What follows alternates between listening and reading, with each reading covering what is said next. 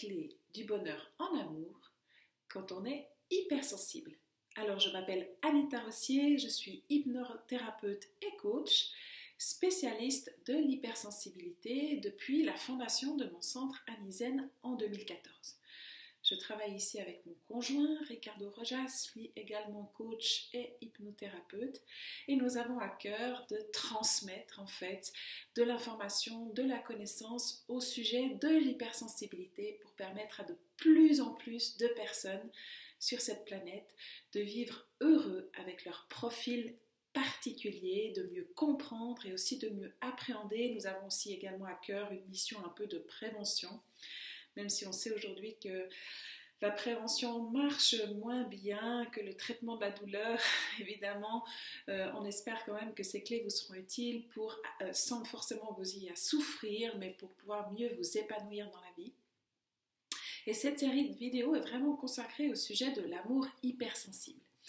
Alors pourquoi parler de ce sujet? C'est parce que pour ma part, ça a été vraiment le grand défi de mon profil hypersensible, de ma haute sensibilité. C'est vraiment quelque chose qui a été longtemps compliqué, pas forcément uniquement l'amour en couple, mais tout ce qui concerne les relations, les interactions, le domaine affectif en fait. Alors bien sûr, on pourrait mettre ça sur des causes de l'enfance, etc. Alors il y a eu, c'est vrai effectivement, peut-être certains conditionnements que j'ai appris durant mon enfance, mais c'est clair pour moi que depuis que j'ai découvert mon hypersensibilité, que j'ai appris comment ça fonctionnait, qu'est-ce que ça changeait en moi dans mon regard, que j'ai appris à décoder ça, que j'ai appris surtout à m'accepter dans cette hypersensibilité avec les forces que ça pouvait représenter, notamment l'intuition qui m'a beaucoup guidée, mais aussi d'accepter en fait les faiblesses, c'est-à-dire mon émotionnel, mes réactions qui étaient intenses, peut-être aussi une certaine exigence dans la relation. Ça m'a vraiment permis, je dirais, de faire la transformation la plus importante de ma vie qui a conduit à la rencontre, alors je l'avais déjà rencontré, mais disons on va dire à la création de mon couple et de pouvoir justement fonder une famille, ce qui était pour moi un de mes plus grands rêves. Alors comme je l'ai dit, comprendre l'hypersensibilité, ça m'a permis vraiment de transformer ça parce que par le passé, je ne m'acceptais pas bien, j'avais pas appris à m'aimer, je dirais, de façon inconditionnelle. En plus de ma maman, j'avais quand même intégré certains problèmes en lien avec mon image en fait. Et puis donc j'avais traversé beaucoup de problèmes en lien avec mon corps, accepter mon corps comme il était. J'étais très longtemps dissociée de mes émotions, pas mal de soucis d'anxiété. Je réfléchissais beaucoup et j'abordais beaucoup les relations avec ma tête, ce qui est de toute façon impossible, ça donne rien. D'ailleurs, j'ai fait énormément de programmes, de love coaching, etc. où on me disait que je devais aller dans des bars, accoster des hommes, mettre des décolletés, jouer des pompières et tout ça. Mais je me rappelle encore de très bien. Donc j'avais fait ce stage en lien avec le love coaching, un programme que je suivais. Puis il y avait un homme qui venait là pour montrer aux femmes comment elles devaient séduire. Enfin, mais je me suis dit, mais quelle horreur en fait, si moi je dois faire ça, commencer à mettre des décolletés, du rouge à lèvres, et puis aller dans des bars, faire de l'œil à des hommes que je connais, à ni d'Adam ni d'Ève. Enfin, je me disais, mais en fait, je vais jamais arriver, c'est impossible. Alors la bonne nouvelle, quelque part dans ça, c'est que j'ai lâché l'affaire. Je me suis dit, bon ben voilà, c'est pas pour moi.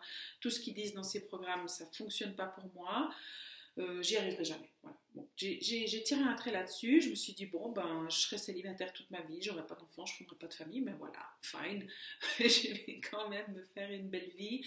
Je vais quand même, pleinement vivre ma profession, mes animaux, mes sports, mes passions, et avoir des amis, puis voilà, et ça va s'arrêter là. Et je crois vraiment que ce pas-là de renoncer, c'est pas que j'avais, je pense, totalement renoncé à cette envie, parce qu'on a ça dans le cœur, c'est une aspiration qu'on a, mais quelque part j'avais décidé de ne plus tout focaliser là-dessus, de ne plus réfléchir autant, de ne plus faire autant d'efforts, et puis de faire un peu confiance à la vie en me disant, voilà, si ça doit arriver, ça arrivera. Et puis j'imagine que l'univers a prévu que j'étais quelqu'un qui réfléchissait tout le temps, que j'arrivais pas à ces jeux de séduction, moi ça me stresse, c'est hallucinant. Voilà, je me pose beaucoup trop de questions, donc forcément si il y a quelqu'un pour moi sur cette terre, et ben forcément que ça, ces éléments-là, ce sera pris en compte en fait, et que si ça doit se faire, ça se fera. Puis effectivement, ça s'est fait d'une façon beaucoup plus naturelle que j'aurais pu l'imaginer. Et finalement, c'est ça aussi que j'ai envie de dire, c'est que, ben en fait, soyons nous-mêmes, assumons pleinement notre hypersensibilité, on a des défauts, mais l'univers est au courant, il connaît ça très bien et il a déjà tout prévu, il a un plan pour nous. Et celui ou celle que nous cherchons, nous cherche aussi. Alors voilà, ça c'est peut-être le message le plus important de cette vidéo aujourd'hui, mais c'est pas grave, on va quand même aller plus loin dans cette clé numéro 5 qui s'appelle « Raconte-moi ta planète ». Ça veut dire quoi ça, raconte-moi ta planète? Pour moi, ça a été une des plus grandes révélations, en fait, de constater que ma façon de penser n'était pas partagée par tout le monde, en fait. De savoir que tout le monde ne se posait pas autant de questions que moi, que tout le monde n'avait pas tous ces ressentis, tout le monde ne percevait pas chaque incohérence dans le discours. Ça a été vraiment hallucinant. Donc ça a été le premier décodage à faire, en fait, la première prise de conscience de réaliser que tout le monde n'est pas hypersensible, tout le monde ne veut pas forcément créer un monde de bisounours comme moi, tout le monde n'est pas aussi honnête, tout le monde n'est pas aussi enclin à aller dans le partage de la relation, et même des hypersensibles d'ailleurs, hein, qui peut-être sont plus réservés que moi à ce niveau-là. Donc déjà ça a été un premier pas, ça m'a permis aussi finalement de comprendre certaines fois un malaise que j'avais dans des interactions et j'ai commencé à réaliser qu'en fait ma tendance à voir assez profondément, je dirais même presque dans l'âme de la personne, ça pouvait mettre mal à l'aise en fait, de voir qu'à moi on ne pouvait pas vraiment cacher certaines choses parce que j'étais assez fine dans la perception de ça, même si je le disais pas forcément. Je suis quelqu'un de très expressif, donc ça se voit. Quand ça va, ça se voit, quand ça se voit pas, ça va pas, ça se voit aussi. Donc ça vraiment, ça a été la première révélation, je dirais, constater l'hypersensibilité, ce que ça veut dire, les implications que ça a, tous les ressentis subtils. En plus, moi, dans mon parcours, j'ai tout à coup aussi réalisé que c'était en réalité de la médiumnité, donc en plus, je percevais énormément de choses que la plupart des gens ne perçoivent pas, et que je le veuille ou non, en fait, et que ça impactait ma façon aussi d'entrer en relation, les choses que je pouvais dire, percevoir. Donc forcément, ça venait colorer toutes les relations, toutes les interactions que j'avais. Le deuxième élément, c'est de comprendre en fait que même si on est hypersensibles tous les deux, les hommes et les femmes fonctionnent quand même différemment, même dans l'hypersensibilité, même si peut-être ça crée moins de différence que chez un couple normopensant. C'était vraiment aussi quelque chose qui, le monde de l'homme en fait, était pour moi très mystérieux parce que voilà, mon père a été très absent, j'ai grandi avec ma maman et mes deux sœurs, donc on n'était que des femmes à la maison. Donc j'ai peu appris à interagir avec des hommes en fait, et je connaissais mal ce monde-là, cet univers-là. Ça a été fascinant de découvrir ça. Et par ailleurs, je vous conseille Paul Devendre qui a sorti Les hommes viennent de Mars, les femmes de Vénus. Donc il a fait un spectacle qui a été tiré du livre, qui vraiment explique qu'on vit sur des planètes différentes, et c'est pour ça aussi que j'ai eu envie d'appeler cette vidéo Raconte-moi ta planète. Donc il y a ça, je dirais la sensibilité, c'est un facteur, le féminin, le masculin c'est un facteur, le côté intuitif ou plus rationnel c'est un facteur, il y a d'autres facteurs aussi culturels, et il y a aussi les chercheurs de sensations et les non-chercheurs de sensations. Ça c'est quoi? C'est-à-dire que moi par exemple je fais partie des chercheurs de sensations hypersensibles, ce qui complique encore un peu tout le truc, c'est-à-dire que j'aurai un besoin de calme et de ressourcement, mais qu'en contrepartie j'ai un grand besoin de nourriture, de nouveauté, de curiosité, ce qui va avoir rapidement tendance aussi à me surstimuler. Donc voilà, on est un peu comme le funambule sur son fil, et on doit en permanence je dirais, négocier avec nos limites, parce que voilà, moi si j'ai pas assez stimulé, je m'ennuie, ça me rend déprimée, honnêtement, ça me convient pas du tout. Si j'ai trop de stimulation, ben, je suis fatiguée, j'arrive pas à me ressourcer en énergie. Donc voilà, c'est important de bien se connaître pour être soi-même déjà épanoui, je dirais, nourri, pour ensuite pouvoir entrer dans des bonnes conditions dans la relation. Donc vraiment ça, le fait d'être chercheur de sensations, d'avoir ce besoin permanent de nourriture, de nouveauté, ça c'est un élément très important qui peut créer pas mal de malentendus. Et là j'ai envie de reprendre peut-être ou de vous parler de ce livre que j'ai lu de Hélène Aron, The Highly Sensitive Person in Love, qui n'a pas malheureusement été traduit en français, où elle parle de ça. Il faut savoir qu'elle, d'abord, elle a étudié les relations amoureuses. C'est assez intéressant de constater ça. C'est ça qui lui a permis de comprendre en fait que elle dit qu'il y a 50% des divorces qui sont génétiquement prédits et c'est des problèmes de fonctionnement en fait, qu'on se comprend mal dans nos fonctionnements, ça crée des malentendus et on va reprocher à l'autre en fait quelque chose qu'il ne peut pas changer. C'est-à-dire que si moi, ce qui a pu m'arriver par le passé, dans d'anciennes relations, on vient me reprocher d'être trop émotionnelle, c'est clair, ça ne peut pas le faire en fait. Parce que moi, je ne fais pas exprès, j'ai des émotions intenses, je suis câblée comme ça, je ne vais pas pouvoir changer ça. Et quand on me dit ça, ben, je me dis, ok, moi, la personne que je suis, c'est pas ok. Il y a un problème avec qui je suis. Et ça, je pense que d'ailleurs, j'en avais parlé dans les premières vidéos, c'est ma première rupture réelle amoureuse qui a créé un tsunami en moi, un chaos, vraiment une blessure énorme. Et c'est ça qui m'a fait entrer en chemin, en thérapie. Et malheureusement, ça m'a pris des années à comprendre en fait que c'était mon hypersensibilité aussi qui avait peut-être créé des problèmes. Pour moi, vraiment, si je comprends mon fonctionnement, je l'accepte, ça me permet aussi de comprendre et d'être intéressée par le fonctionnement de l'autre, de l'accepter, puis si en tout cas on a ce désir conjoint de fonder une relation, de commencer à entrer dans cette négociation. Je crois aussi que c'est important de bien se connaître et d'être assez équilibré au départ, pas forcément same, tout identique parce que là on s'ennuiera, mais d'être quand même un peu sur les mêmes niveaux. Donc ils ont démontré aussi que par exemple s'il y a trop de différences socioculturelles ou intellectuelles, c'est compliqué pour les couples de rester ensemble justement parce que tout à coup, une fois que l'attirance sexuelle tout ça est passé et qu'on doit nourrir la relation avec d'autres aspects plus intellectuels, plus spirituels, là ça commence à coincer. Donc je dirais,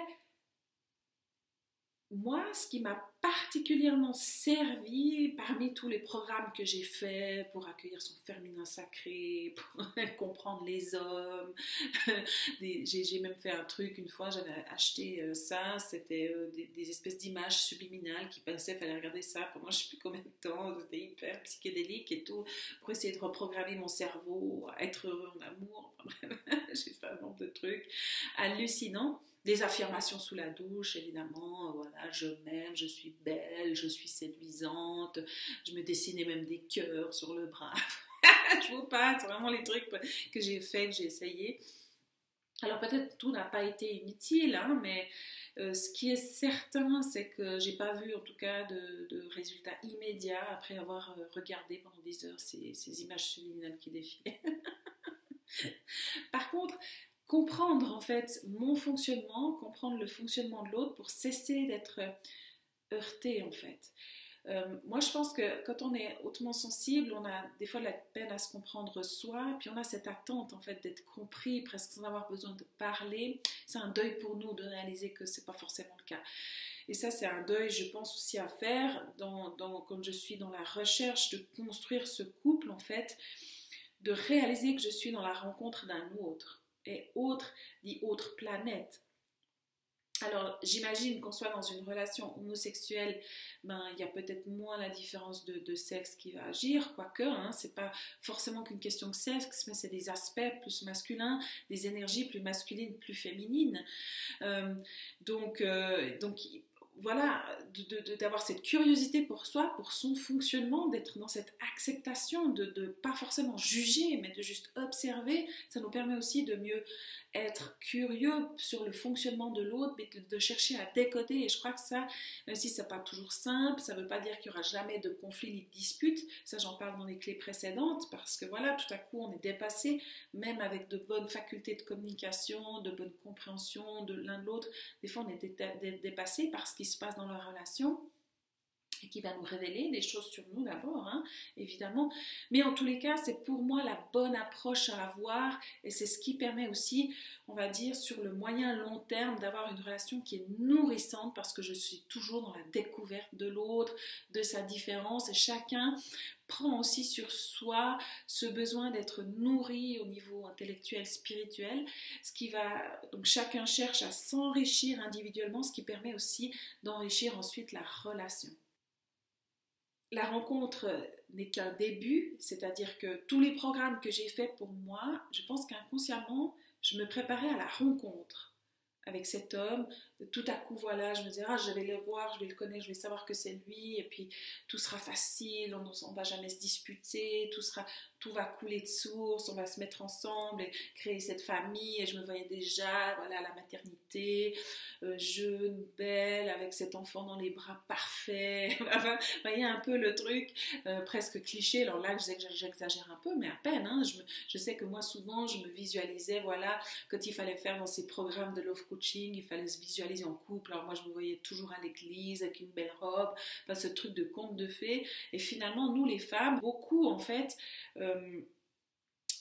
presque brainwashé avec ça, c'est-à-dire un lavage de cerveau. On nous met ça dans toutes les séries qu'on aime regarder, dans tous les dessins animés et tout ça, cette idée vraiment idéalisée du couple.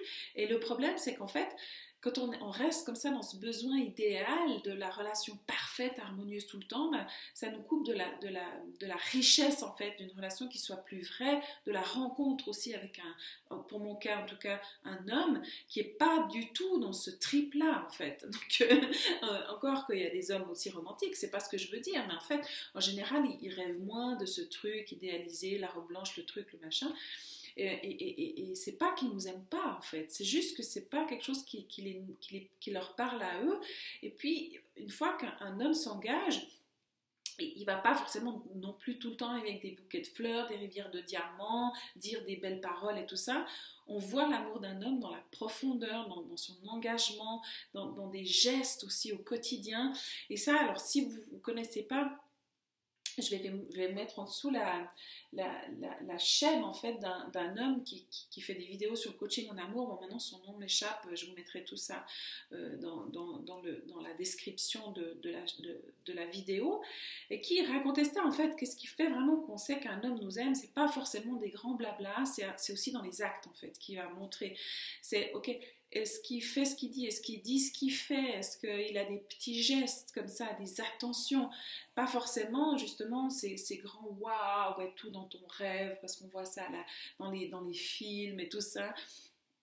Mais simplement parce qu'il va avoir des attentions, avoir ce souhait de nous faire plaisir, en fait, être attentionné, mais pas forcément fleur bleue, parce que c'est pas obligatoirement leur truc.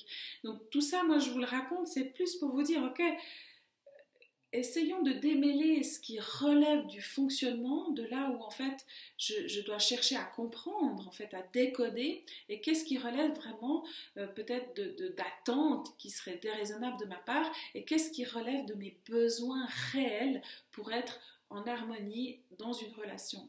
Et cette distinction-là, pour moi, elle est importante à faire, en particulier pour les femmes, parce qu'encore une fois, je crois que les femmes sont beaucoup dans un rêve, mais finalement, en parlant avec Ricardo, je réalise qu'eux aussi, ils sont juste dans un autre rêve. Eux, ils rêvent de la femme parfaite, qui aurait tout le temps envie de faire l'amour, et qui serait tout le temps, voilà, qui serait tout le temps dans le rationnel, qui n'aurait pas des émotions fortes, qui n'aurait pas ses règles et tout ça, et qui ferait jamais de reproches. Et voilà, ils sont aussi dans un rêve finalement. Et puis, ben voilà, on est chacun dans une vision idéalisée, on se rend compte, puis à un moment donné, si on veut que la relation aille au-delà, on doit dépasser un peu, faire ce deuil en fait, pour accepter la personne qu'on a près de nous. Puis à un moment donné, ça relève d'un choix. Parce qu'au début, voilà, bon, moi, Ricardo, je le vois encore comme le plus bel homme du monde, le plus parfait, il est tellement merveilleux, mais il y a des moments quand même où certaines choses, j'aurai plus de mal à accepter. Parce que, aussi, ça c'est une chose importante à réaliser, c'est qu'on a tous les défauts de nos qualités. C'est un homme perfectionniste, il fait toujours les choses à fond, il fait toujours les choses excellemment bien. Et il y a des moments où ça peut devenir aussi agaçant, parce que justement, il va tout le temps voir les détails, en particulier chez moi. et toutes les faiblesses que je peux avoir. Par exemple, ben, je fais des fautes d'orthographe, enfin, je suis dans la lune et tout ça. Et c'est pas méchant, hein, souvent ça me rend bien service. Mais voilà, il y a toujours un moment donné où la qualité, ce que j'admire en fait chez mon compagnon ou ma compagne, ce qui m'a fait entrer en relation avec elle, va commencer à m'énerver. Et ça c'est aussi prouvé en fait. Dans les relations qui commencent à durer, il y a toujours le rêve qui s'écroule, c'est-à-dire il y a cette personne tellement merveilleuse, on a tellement d'amour pour cette personne, tellement d'attirance et tout ça. Puis un jour on entre dans la réalité de la relation et puis le voile tombe et c'est tant mieux parce que c'est là qu'on se découvre vraiment, mais il y a quand même un deuil à faire, voyez-vous.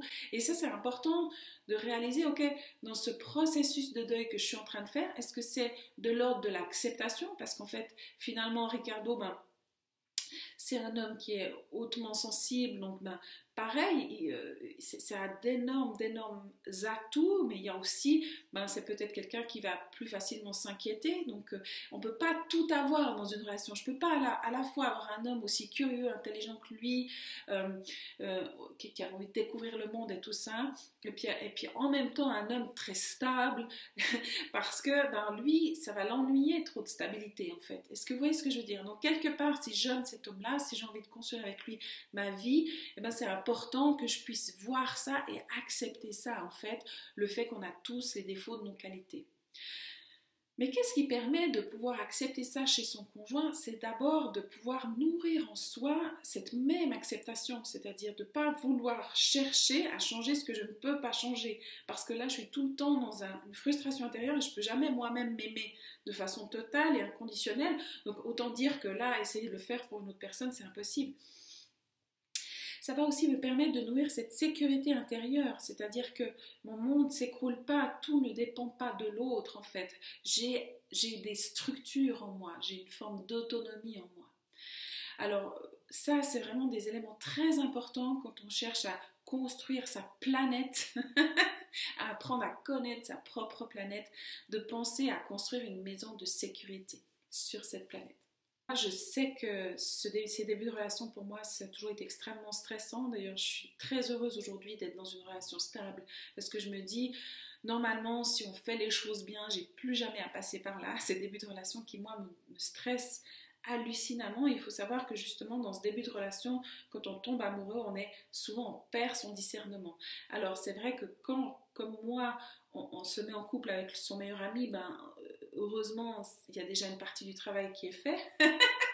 Parce qu'on a déjà appris à connaître cette personne peut-être plus pour ce qu'elle était et moi pour l'idée qu'on en avait, mais c'est évident que dans la mise en place d'une relation de couple, il y a tout un tas d'étapes où au début, ben, on ne connaît pas la personne en fait. On est dans une construction idéalisée, fantasmée de la relation et c'est que quand vraiment on entre en relation et qu'on éprouve en fait cette relation et qu'on passe les premiers couacs comme ça, qu'on peut construire véritablement sur des bases solides et sur ce qu'on connaît vraiment de la personne et construire un lien qui est plus profond. Et moi, je trouve que c'est là que toute la richesse vraiment est disponible dans cette relation parce que j'ai plus de rôle à jouer. Et si vraiment vous êtes coincé à ce moment-là, c'est pas l'autre le problème en général, même si ça peut, hein, parce qu'on a souvent dans ces moments-là fait de mauvais choix.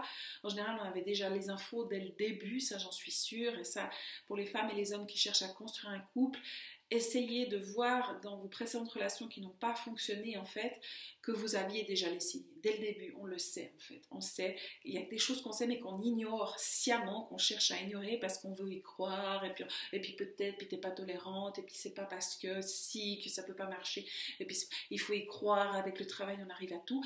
Alors c'est peut-être vrai hein, que je pense, mais il y a quand même certains éléments dès le départ qui font faire que typiquement s'il y a trop de différences sur certains aspects de la relation, si la personne peut pas nourrir en fait un besoin que j'ai, par exemple d'intimité, de partage, d'honnêteté, ben voilà, ça peut pas fonctionner. C'est-à-dire moi, par exemple, je peux pas composer avec un homme qui est pas totalement honnête avec moi.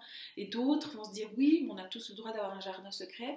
Et ben en fait, c'est des points de vue en fait. Moi, c'est pas que je vais aller chercher dans son attel ou des choses comme ça, mais j'ai besoin vraiment qu'il soit transparent avec moi, qu'il me partage en fait son âme quelque part pour pouvoir me sentir en sécurité dans la relation. Et tous les hommes n'ont pas envie de ça, tous les hommes sont pas prêts à ça. Et ben c'est clair que ça peut pas fonctionner avec moi. Ça veut pas dire qu'ils vont rencontrer personne, mais c'est simplement pour moi, bon, probablement qu'il n'y en avait pas d'autres que Ricardo, mais ça peut pas fonctionner. Est-ce que vous voyez ce que je veux dire? Donc je crois que pour traverser ces doutes de construction dans la relation, c'est très théorique ce que je vais vous dire là, mais l'idée c'est de pouvoir un maximum rester soi-même en fait, être authentique. Si dès le départ je mets en place un biais, donc je veux jouer la fille trop sympa, qui est trop cool, qui s'adapte à fond et pour qui tout est ok, et bien en fait dès le début, ça va mettre un biais, ça va mettre de la complexité, et puis ensuite on va être obligé d'entretenir en fait quelque part ce rôle qu'on joue. Alors moi je vais vous dire très sincèrement, c'est pas du tout ce que j'ai entendu dans les programmes de coaching la plupart du temps. Il fallait pas tout dire, il fallait montrer mais sans vraiment montrer. Il fallait par exemple pas envoyer de message pendant un certain temps, attendre un certain temps avant de dire ça, pas dire ça. Et bon, c'est certainement vrai que moi je pense qu'on connaît quelqu'un surtout par ses actes, donc de vouloir trop vite s'emballer, ça montre aussi quelque chose de moi. Ça veut dire que je suis tellement needy comme ça, j'ai tellement besoin de quelqu'un, n'importe qui, et puis je suis tout de suite m'emballer alors que je le connais à peine. Ça montre quelque chose de ma personnalité, c'est clair, ça peut faire peur. Pas forcément parce que je suis quelqu'un d'authentique, qui est dans le partage, et puis qui n'a pas peur de s'investir, mais plus parce que ça montre de moi que justement je suis insécure et je veux absolument quelqu'un coûte que coûte et je suis prête à accepter tout, n'importe quoi. Vous voyez ce que je veux dire? C'est plutôt ça en fait qui fait peur. C'est que, ok, est-ce que moi je suis dans le partage véritable de moi-même simplement parce que je suis naturelle et puis c'est ok pour moi et que j'ai envie de créer ce lien, et puis je suis prête, ma foi, je vais pas m'effondrer si ça marche pas, hein. Voilà, parce que j'ai une bonne structure, j'ai une bonne estime de moi. Ou alors est-ce que je suis là tellement en train de tout donner dès le départ parce que je veux absolument que la personne m'aime. Alors vous voyez ce que je veux dire, peut-être que dans les faits concrets, eh ben, on va avoir la même attitude. On peut même essayer de changer son attitude parce que voilà, on m'a dit, moi je suis super insécure, mais on m'a dit qu'il ne fallait pas le montrer, alors je fais semblant que j'ai confiance et tout ça. Ben, ça ne va pas marcher parce que quelque part dans l'énergie que je mets dans la relation, tout ça c'est présent. Et forcément ça va impacter la création du lien. Parce que pour moi, cet aspect énergétique, il est déterminant, en tout cas quand on est hypersensible. Encore une fois, pour moi qui suis médium, de plus en plus, je m'en aperçois qu'il y a tout en fait qui se passe au niveau énergétique. D'ailleurs, cette perception qu'il y a le monde physique et le monde énergétique qui sont séparés, et puis voilà, soit je suis matérialiste et j'y crois ou j'y crois pas, cette idée qu'on puisse ne pas y croire parce que voilà, penser que ça n'existe pas, pour moi c'est aberrant en fait, c'est absurde. Et ça, bon, c'est un autre thème, j'en parle peut-être dans d'autres programmes, dans d'autres vidéos, mais tout ça pour dire qu'en fait, c'est évident que ce qui se crée entre deux personnes, c'est un lien énergétique et que je viens avec... Je peux pas choisir en fait. C'est-à-dire, je viens avec mon aura, je viens avec tout ça, je viens avec mon histoire, avec ce que je suis prête à mettre dans la relation, ce que j'ai envie de partager, et c'est perçu de façon plus ou moins consciente par l'autre. Alors là, il y a le cas, le meilleur des cas, c'est-à-dire que moi je suis insécure, encore une fois, la personne avec qui je cherche à entrer en relation s'en aperçoit, mais voit au-delà, voit mon potentiel, puis se dit ok, elle peut gagner en sécurité, on peut travailler à ça ensemble, et puis c'est quelqu'un qui se remet en question, qui est sur un chemin d'évolution, etc. Ou alors malheureusement pour vous, c'est un homme qui le détecte et qui va l'utiliser en fait, de nouveau plus ou moins consciemment, hein, parce que tout le monde n'est pas... Des pervers narcissiques conscients qui cherchent à manipuler de façon consciente. Mais auquel cas, si moi je ne suis pas sécure avec moi-même, ben je viens avec cette insécurité dans la relation et c'est clair que c'est perçu par l'autre et ça va impliquer une certaine dynamique relationnelle. Et puis, pour moi, ce n'est pas des bases qui sont pérennes en fait. Moi, je ne pense pas qu'on a besoin de guérir toutes nos blessures et je ne pense même pas que ce soit vraiment possible d'entrer dans la relation de façon totalement sécure parce que a priori, au départ de la relation, on ne connaît pas encore l'avenir de la relation. Donc, je ne peux pas encore me sentir en sécurité. Moi, je peux avoir une intuition, en fait, forte que c'est bien celui-ci. Mais ça demande quand même à être vérifié. Mais dans tous les cas, ma sécurité intérieure est nécessaire pour développer ce lien qui soit équilibré et sécure. Et c'est de la même importance pour l'autre personne. Sinon, je dois tout le temps en prendre en charge cette personne et c'est vraiment pénible. Et puis ça va de toute façon se sentir. Et ça aussi, et Ricardo me l'a vraiment confirmé, en fait, les hommes sont attentifs à ça. C'est-à-dire, qu'est-ce qui émane de cette femme? Et ils ont besoin, en fait, de sentir que cette femme s'aime. C'est pas forcément conscient, hein, mais qu'elle se donne de la valeur. Pourquoi? Parce que ça leur donne de la valeur à eux s'ils ont réussi à séduire cette femme-là qui a confiance en elle, qui se trouve belle, qui se trouve séduisante. Donc après, vous me direz, oui, mais alors moi, pour moi, c'est foutu parce que j'ai pas confiance en moi, je me trouve pas belle. Non, pas du tout. Voilà, je sais pas si vous l'avez entendu, c'est mon chien là qui bouge à côté de moi. C'est pas ça que je veux dire, parce qu'encore une fois, on peut tout guérir dans la relation au fur et à mesure, mais c'est clair que c'est quand même important de prendre ça à cœur, en fait. D'abord de se nourrir soi, de nourrir cette confiance et cette estime, même si ça tend encore à évoluer grâce d'ailleurs souvent à la relation à l'autre. Donc, si moi, j'ai envie qu'on me comprenne, parce que ça c'est un truc de femme aussi, hein, les femmes elles ont besoin d'être comprises, et ça les hommes souvent, et c'est très très parlant dans ce sketch de Paul Devendre, les hommes viennent de Mars, les femmes de Vénus, les hommes eux, ils ont surtout besoin d'agir en fait. Donc quand la femme vient, raconte ses soucis, lui il veut donner des solutions, la femme se sent incomprise, et c'est un des plus grands malentendus sur cette planète, qui crée tout un tas de problèmes et de conflits dans les couples, parce que voilà, moi je viens, je parle à mon homme et tout ça, j'aimerais qu'il se confie à moi, j'aimerais qu'il me partage son âme, puis lui il me donne des solutions, ça m'agace, tout ça. C'est simplement que lui, il pense que c'est son job, et il a l'impression de faire bien son boulot quand il vous donne des belles solutions que vous pouvez mettre en place, et c'est tout un travail pour eux de réaliser que parfois c'est pas ce qu'on a besoin, parfois on a juste envie qu'ils nous comprennent. Et une fois j'avais vu un enseignement là-dessus, où la femme disait clairement, moi je demande à mon mari qu'il me dise qu'il comprenne même si c'est pas vrai. J'ai juste besoin d'entendre ça. Les femmes, nous, on doit d'abord nous comprendre nous, sinon on a cette attente qui peut pas être assouvie en fait, que ce soit notre homme qui nous comprenne ou notre compagnon, notre compagne qui nous comprenne, et personne peut nous comprendre mieux que nous-mêmes. Donc ce travail, on doit d'abord le faire pour soi, pour se sentir compris, pour que ce soit ok en fait, quand l'autre ne comprend pas tout de suite. Parce que voilà, il y a des choses qui peuvent prendre du temps, il y a certains aspects dans nos réactions, même nous-mêmes, des fois on a du temps pour les comprendre, alors demander à son conjoint d'instantanément comprendre ça et d'accueillir ça inconditionnellement dans la bienveillance, tout ça, c'est peut-être beaucoup demandé. Donc faire ce travail de se connaître, de bien se comprendre, ça permet aussi d'être tolérant en fait avec ce qui pourrait ne pas être totalement parfait dans cette relation et pas totalement harmonieux, et de pouvoir supporter en fait que des fois mon conjoint me comprend pas. Après, je vous dis pas d'aller dans une relation où vous n'êtes jamais compris non plus, parce que là évidemment de nouveau c'est trop frustrant, mais c'est une question d'équilibre. Ce qui est intéressant de constater quand on lit aussi ce livre de Hélène Aron, The Highly Sensitive Person in Love, qui est très très intéressant, elle dit une chose qui m'a totalement surprise. Elle dit que dans les conflits, que dans les couples qui sont heureux, tout comme dans les couples qui sont malheureux, il y a 69% des conflits qui sont irrésolubles. Voilà. Donc la même proportion.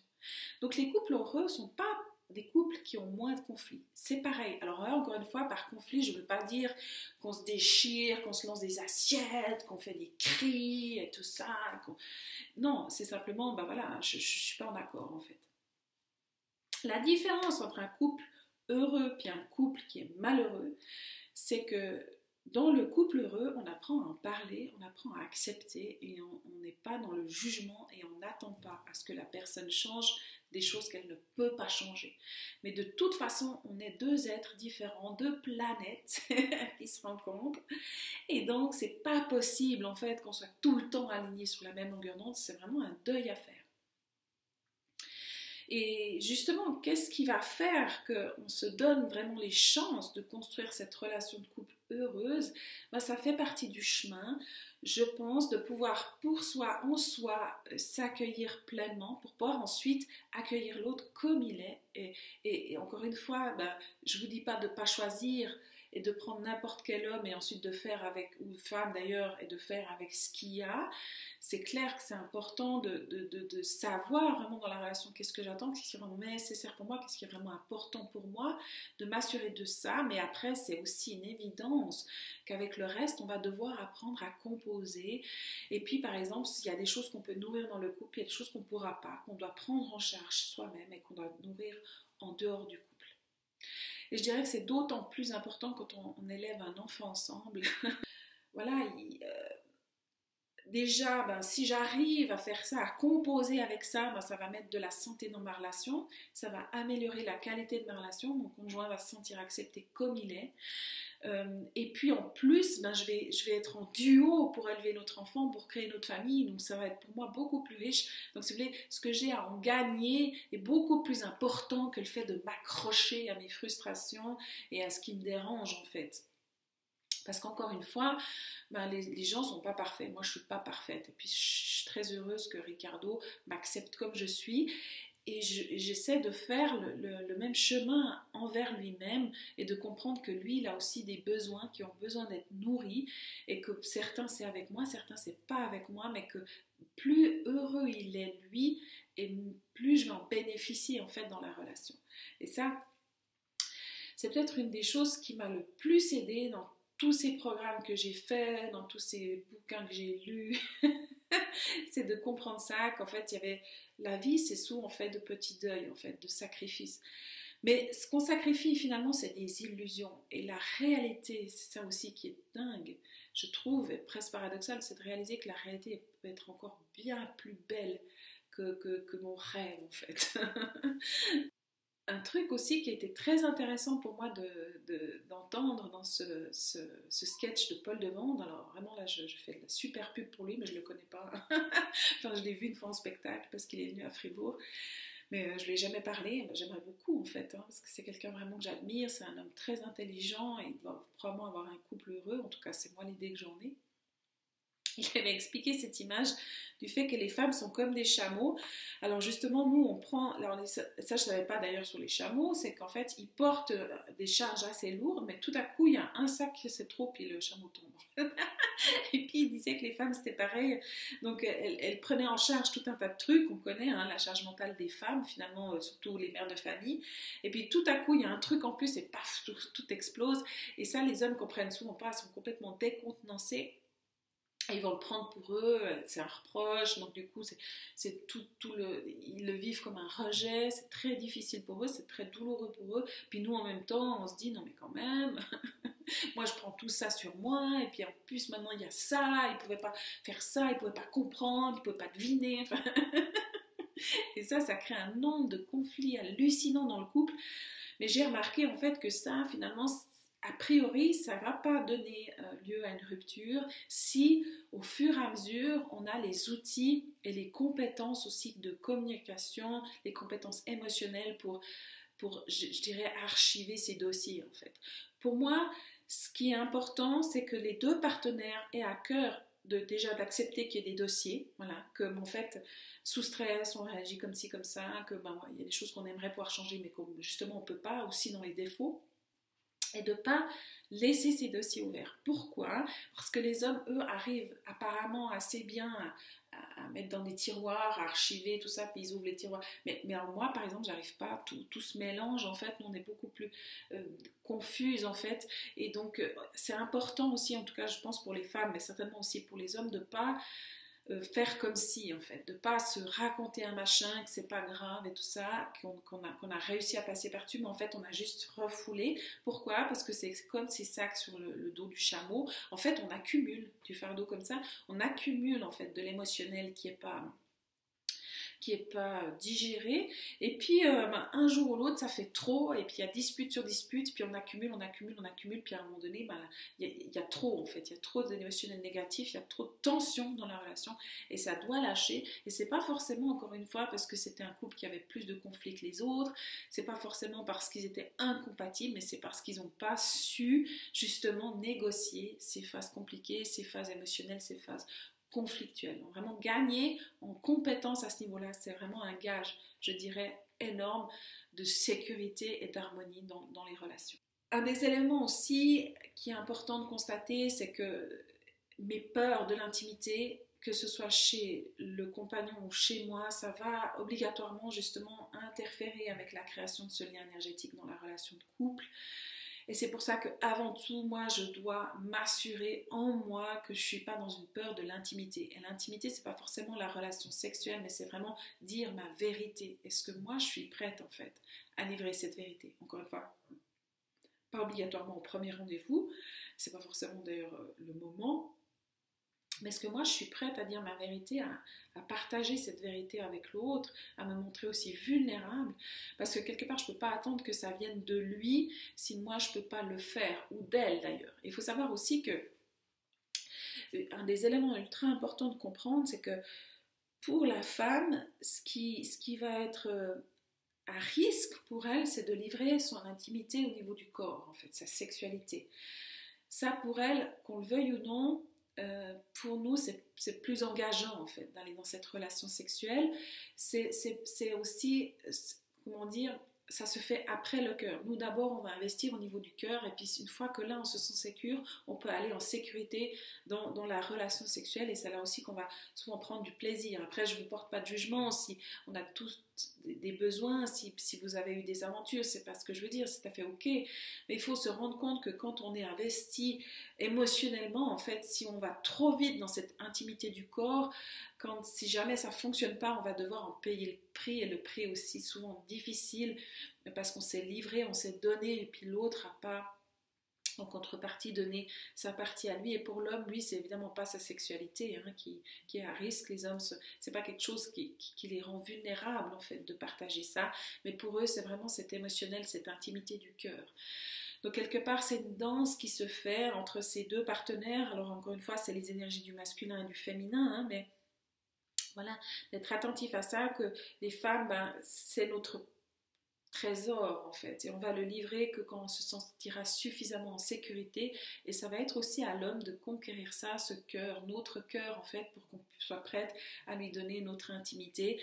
Inversement, mesdames, les hommes vont pas vous livrer leur cœur s'ils se sentent pas en sécurité pour le faire, et quelque part aussi à un moment donné aussi ça se fait pour eux, se rapprocher de la femme se fait aussi par la sexualité. Donc c'est pas que c'est des obsédés, tout ça, qui pensent qu'à ça, c'est juste que pour eux c'est leur manière en fait d'entrer dans cette intimité.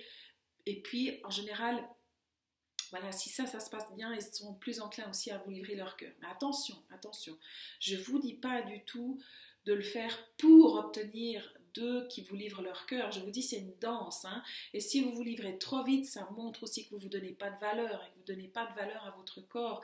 Et ça, ce n'est pas forcément ce qu'ils cherchent. Ce n'est pas forcément ce qui va, comment dire, pour la femme de leur vie, c'est pas forcément, ils n'ont pas forcément envie que vous vous bradiez à ce niveau-là.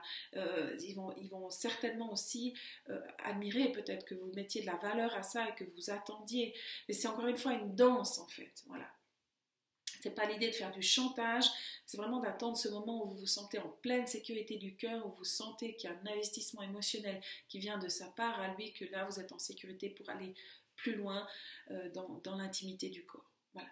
Alors, j'espère que ces pistes auront été intéressantes pour vous. Ces informations, j'aurais vraiment moi-même aimé les avoir plus tôt. C'est pour ça que je les livre. Peut-être que tout ça, ce sont des aspects que vous savez déjà ou pas. Si vous avez des questions, surtout n'hésitez pas à m'écrire, que ce soit dans le groupe ou que ce soit en message privé. Je vais faire de mon mieux pour y répondre. Et puis, je terminerai peut-être en disant ceci. Voilà. C'est, comment dire, apprendre à découvrir la planète sur laquelle je vis, apprendre à décoder ça, c'est aussi apprendre à m'aimer, à mieux comprendre, et c'est ça aussi qui me permet ensuite de construire cette sécurité intérieure pour aller vers la relation et la rencontre de la planète de l'autre. Voilà. Avec tout mon amour, je vous souhaite encore tout le meilleur dans votre vie et surtout dans vos amours. N'hésitez pas à commenter, à mettre un like sur cette vidéo et à venir nous rejoindre sur le groupe Facebook L'amour hypersensible. À très bientôt pour la 6e clé.